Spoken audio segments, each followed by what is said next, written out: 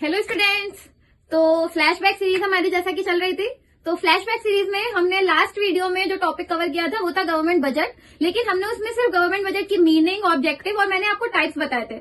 उसी वीडियो को आज आगे कंटिन्यू करेंगे, मतलब मैं आज उसी टॉपिक को आगे बढ़ाने वाली हूँ। गवर्नमेंट बजट के टाइप्स डिस्कस करेंगे आज हम, बट उसमें हम सिर्फ रिसिप्ट्स पढ़ेंगे। हम गवर्नमेंट बजट में जो रिवेन्यू बजट के दो टाइप थे, रिवेन्यू रिसिप्ट, रिवेन्यू एक्सपेंडिचर, और कैपिटल बजट के दो टाइप थे, कैपिटल रिसिप्ट, कैपिटल एक्सपेंडिचर। तो हम पहले एक वीडियो में रिसिप्ट कवर करेंगे और एक वीडियो में एक्सपेंडिचर कवर करेंगे। तो आज के वीडियो में हम रिसिप्ट कवर करने वाले हैं, रिवेन्यू रिसिप्ट भी कवर करेंगे और रिवेन्यू करेंगे सब कुछ, लेकिन हम एक वीडियो में रिसिप्ट कवर करेंगे और एक वीडियो में एक्सपेंडिचर कवर करेंगे। तो चलिए ज्यादा टाइम वेस्ट नहीं करते हैं और वीडियो शुरू करते हैं। आ जाइए। तो बच्चों शुरू करते हैं रिवेन्यू रिसिप्ट। रिवेन्यू रिसिप्ट दो टाइप की होती है, एक होता है टैक्स रिवेन्यू, एक होता है नॉन टैक्स रिवेन्यू। देखते हैं पहले रिवेन्यू रिसिप्ट होती क्या है। The receipt which neither create any liability nor cause any reduction in the assets of the government. ऐसी रिसिप्ट जो ना ही गवर्नमेंट की कोई लाइबिलिटी बनाएंगी और ना ही गवर्नमेंट का कोई असेट रिड्यूस करेंगी, इन्हें ही हम बोलते हैं रिवेन्यू रिसिप्ट। कुल मिलाकर गवर्नमेंट को हर तरफ से पैसा मिलेगा, ना कोई लाइबिलिटी बनेगी, ना कोई असेट कम होगा, पैसा और आएगा, तो इनकम है सीधी सीधी। दे आर रेगुलर और रिकरिंग इन नेचर, और ये गवर्नमेंट को बार बार मिलती रहती है, रेगुलर नेचर की है। तो मैंने आपको बताया दो टाइप की होती है, one is tax revenue, other one is non tax revenue. पहले हम देखते हैं टैक्स रेवेन्यू क्या होती है। Receipts from taxes and other duties imposed by the government. वो सारी रिसीविंग जो सरकार को टैक्सेस और अदर ड्यूटीज से मिलती है, जो उसने इम्पोज करी है पब्लिक पे या कंपनीज पे, वो सारे टैक्स रेवेन्यू है।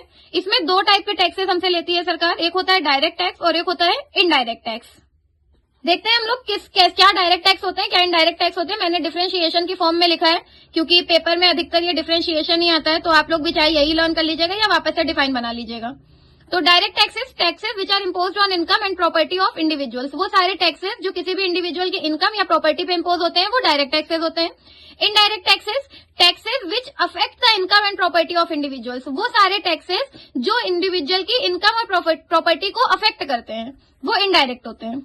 डायरेक्ट टैक्सेस प्रोग्रेसिव नेचर के होते हैं, मतलब अगर आपकी इनकम बढ़ेगी तो आपको टैक्सेस भी ज्यादा देने पड़ेंगे, बढ़ेंगे वो। ये प्रोपोर्शनल नेचर के होते हैं, आपकी इनकम कैसी भी हो, आपको जो टैक्सेस देने हैं वो आपके मतलब कंजम्पशन और उस पर डिपेंड करता है। लिमिटेड कवरेज, डायरेक्ट टैक्सेस की कवरेज लिमिटेड होती है, ये हर घर तक नहीं पहुंचते हैं, क्योंकि डायरेक्ट टैक्सेस वही लोग देते हैं, उन्हीं लोगों पे इम्पोज होते हैं जिनकी इनकम अच्छी होती है, जिनके पास प्रॉपर्टी होती है। बट इनडायरेक्ट टैक्सेस की वाइड कवरेज है, बच्चा बच्चा इनडायरेक्ट टैक्स देता है। हम अगर एक टॉफी भी खरीदते हैं तो हमें टैक्स पे करना पड़ता है। डायरेक्ट टैक्स का burden can not be shifted, आप इसका बर्डन शिफ्ट नहीं कर सकते। इनडायरेक्ट टैक्स का बर्डन कैन बी शिफ्टेड। हम किसी मॉल पे जाते हैं, वहां से सामान खरीदते हैं, जो टैक्स हमें, हमारा सामान कितने का 500 का होता है और हम 550 देकर आते हैं, तो वो 50 रुपए टैक्स होता है एग्जाम्पल के लिए।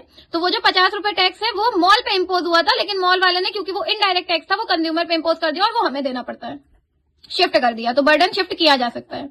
डायरेक्ट टैक्स का example income tax, wealth tax हो सकता है। इनडायरेक्ट टैक्स में GST, goods and service taxes. Okay, अब देखते हैं हम लोग नॉन टैक्स रेवेन्यू। ये सारे टैक्स रेवेन्यू थे, अब देखते हैं नॉन टैक्स रेवेन्यू क्या होते हैं। तो जो वो सारी टैक्स रिसिप्ट जो टैक्सेस के अलावा कहीं और से रिसीव हो रही है, वो सब नॉन टैक्स रेवेन्यू। जैसे एग्जांपल के लिए फीस, हमने कोई गवर्नमेंट एग्जाम का फॉर्म भरा तो हमें उसकी फीस देनी पड़ती है, तो वो गवर्नमेंट का नॉन टैक्स रेवेन्यू है। फाइन्स एंड पेनाल्टीज, गवर्नमेंट जो चालान काट देती है, कोई चालान वगैरह हो गया, किसी चीज पे कोई फाइन लग गया, पेनाल्टी लग गई, तो वो नॉन टैक्स रेवेन्यू है। एस्चीट्स का मतलब होता है जिनका कोई हायर नहीं होता है। फॉर एग्जांपल कोई इंडिविजुअल है, उसके आगे पीछे कोई नहीं है, कोई सक्सेसर नहीं है, तो उसकी जो भी प्रॉपर्टी, जो भी थोड़ा बहुत वेल्थ होता है, वो सारा का सारा चला जाता है सरकार के पास, तो वही एस्चीट्स होते हैं। स्पेशल असेसमेंट्स क्या होते हैं, और एस्चीट्स और स्पेशल असेसमेंट ध्यान से पढ़िएगा। स्पेशल असेसमेंट्स का मतलब अगर गवर्नमेंट ने कोई डेवलपमेंटल प्रोजेक्ट लगाया है आपकी लैंड के आसपास और उनके प्रोजेक्ट की वजह से आपकी लैंड की भी वैल्यू बढ़ गई, तो उसे हम स्पेशल असेसमेंट्स बोलते हैं। कैपिटल रिसिप्ट्स क्या होती हैं। The receipts which either create a liability or cause reduction in the assets of the government. Revenue receipt क्या थी, या ना तो लाइबिलिटी बना रही थी, ना ही असेट कम कर रही थी। बट कैपिटल रिसिप्ट वो होती हैं जो या तो सरकार की लाइबिलिटी बनाएंगी या सरकार का असेट कम करेंगी, उन्हें हम कैपिटल रिसिप्ट बोलते हैं। They are non recurring in nature, और ये बार बार नहीं होती है, ये नॉन रिकरिंग होती है। क्या क्या चीजें इसमें आती है, इसमें बोरोइंग्स हो सकती है। गवर्नमेंट ने जो कहीं किसी से अगर पैसा बोरो किया, फॉर एग्जांपल अगर इंडिया की गवर्नमेंट ने अमेरिका से पैसा बोरो किया या आईएमएफ, वर्ल्ड बैंक कहीं से भी बोरो किया, तो वो उसकी लाइबिलिटी बन गई, क्योंकि उसने लोन लिया, उसको पैसा इन फ्यूचर कभी तो चुकाना ही पड़ेगा, तो वो लाइबिलिटी है, तो capital receipt. Recovery of loan, सरकार का पैसा कहीं पे किसी ने लोन, किसी को लोन दे रखा था इंडिया ने, बट वो लोन इंडिया का वापस आ गया, तो जब तक लोन दिया था हमारा पैसा सेफ था, असेट थी हमारी, लोन वापस आ गया तो वो असेट रिड्यूस हो गया। डिसइन्वेस्टमेंट, सरकार ने कहीं इन्वेस्ट कर रखा था, असेट था, वो इन्वेस्टमेंट वापस निकाल ली तो वो कैपिटल रिसिप्ट हो गई। तो वो सारी रिसिप्ट जो या तो लायबिलिटी बनाएंगी या तो असेट को कम करेंगी, वो सारी कैपिटल रिसिप्ट होती हैं। तो ये सब कैपिटल रिसिप्ट होती हैं। तो स्टूडेंट्स, ये था आज का टॉपिक रेवेन्यू रिसिप्ट के ऊपर, कैपिटल रिसिप्ट के ऊपर। आई होप आपको चीजें अच्छे से क्लियर हुई होंगी, आपको सब समझ आया होगा। अपनी बुक से इन डिटेल अच्छे से रीड करिए, अच्छे से समझिए। कोई डाउट हो तो कमेंट सेक्शन में बताइए। वीडियो को लाइक करिए, दोस्तों के साथ शेयर करिए और चैनल को सब्सक्राइब करिए। Thank you so much.